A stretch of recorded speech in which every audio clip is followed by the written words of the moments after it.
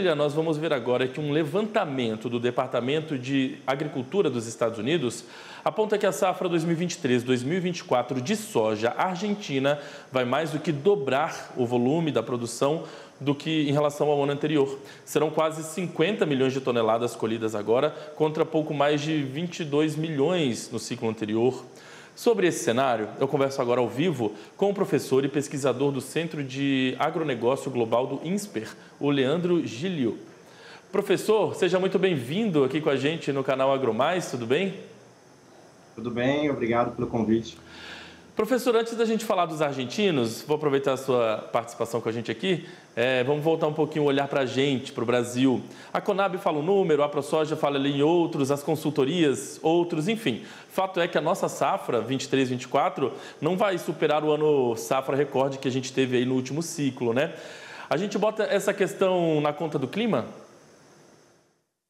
Coloca, assim, acho que assim, a gente observa o mercado, né, nos últimos anos, faz muito tempo que a gente não vê uma discrepância tão grande aí entre as estimativas, né? No início ali do plantio, a gente teve algumas dificuldades climáticas, sim. Se esperava, acho que até mais, um problema maior do que efetivamente o que a gente está tendo aí ao longo da safra, mas claramente, a gente tem uma redução, sim, com relação ao ano passado, que foi um ano com uma safra muito boa, como você mencionou, uma safra. A Conab aí tem uma expectativa de uma queda de 5% com relação à produção, o USDA algo similar também, a ProSoja uma previsão bastante mais pessimista, né? Mas entre as consultorias do mercado, a Conab por aí deve ficar mais ou menos em torno de 5% aí a queda com relação à produção do ano passado. Realmente, ainda bem que em algumas regiões a queda tem sido menos grave do que se esperava realmente lá no começo da colheita, no começo do plantio. Bom, enquanto a gente aqui está nesse cenário, né, de queda na produção, os nossos vizinhos argentinos eles vão mais que dobrar o volume colhido. Essa retomada da Argentina no cenário global exige até que ponto atenção do setor aqui no Brasil e do mundo, de certa maneira? Enquanto a gente teve safra recorde ano passado, a Argentina teve um problema grave climático, né? Então, eles tiveram uma quebra de safra bastante importante, então eles tiveram uma redução de produção muito grande, né? Além de todos os fatores políticos ali, econômicos, que geram ali uma crise ali dentro até do próprio setor, né? Esse ano eles tiveram uma retomada muito importante de produção, que digamos assim, que mais que compensou no mercado global essa queda da produção brasileira, né?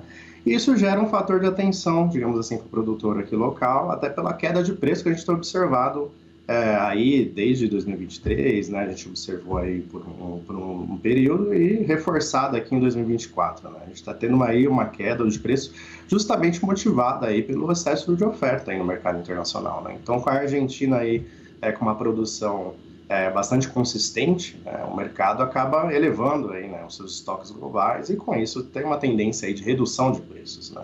Então isso que a gente tem observado aí ao longo de 2024 e que a gente vê hoje, né? E por isso que gera aí essa tensão ao produtor brasileiro.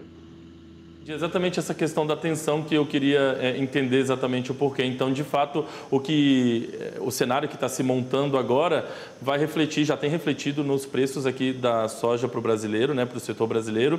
E essa é a tendência, então, né? É uma tendência de que esses preços devem se manter mais ou menos nesses patamares, não deve haver uma recuperação a curto prazo, né? Pelos estoques globais, a gente nota que não vem uma recuperação a curto prazo, né? Porque nos últimos anos a gente viu, né, que além dos problemas, né, que a gente teve aí, crises envolvendo a guerra, né, Rússia-Ucrânia, entre outras coisas que envolveram o cenário global, um dos fatores que aumentaram o preço foi justamente um pouco essa redução aí da safra argentina, né? A Argentina chegou até a importar soja brasileira para processar internamente, né?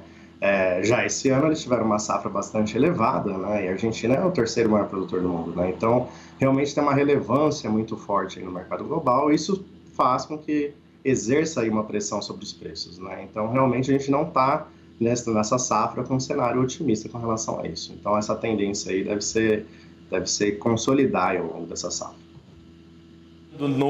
Se colocando no lugar do agricultor argentino, então o cenário é ótimo, né? Porque depois do tombo que eles levaram naquele ciclo passado, essa safra vai inclusive ajudar a recompor ali as reservas cambiais do país e para quem está lá, o cenário é ótimo, né? Depois daquela última safra. Exatamente, em termos de produção sim, né? E para o governo argentino é um certo alívio, né? Que o governo tenta ali está passando por uma série de problemas fiscais, né, problemas cambiais, problemas monetários. Então, assim, aumentar as reservas internacionais via exportação é uma expectativa que o governo argentino tinha, né? Então, isso sendo aí suprido aí pelo agro, né? Então, é um fator positivo ali para o governo argentino, né? Então, foi uma sorte deles nesse momento que eles tentam aí fazer uma recuperação. É claro, né? Isso daí não é rápido, né? Macroeconomicamente, eles têm muitos problemas a resolver, né? Isso afeta também a produção argentina, né? Dificuldade aí de investimento que eles acabam tendo justamente pelos problemas macroeconômicos que o país vive. Mas, de uma certa forma, é uma boa notícia, sim. Claro, produção extra é sempre bom para o produtor, né? Claro que eles também se defrontam aí com queda de preço internacional, né? Isso daí, o Brasil se defronta com isso e eles também, né? Mas mais produção, às vezes, compensa alguma coisa. Muito bem, professor Leandro. A gente acompanha aqui de perto sempre a movimentação do mercado, a movimentação das commodities, enfim, e sempre traz essas avaliações. É sempre bacana a gente trazer a avaliação de quem entende para a nossa audiência ficar antenada, né, no que de fato está acontecendo pelo mundo aqui no Brasil e pelo mundo no nosso setor. Queria agradecer demais a sua participação com a gente, desejar você um ótimo fim de semana e a gente volta a conversar numa nova oportunidade sobre esse assunto, sobre outros assuntos. O canal está sempre aberto para a gente conversar, viu, professor? Obrigado. Obrigado, Felipe. Um abraço.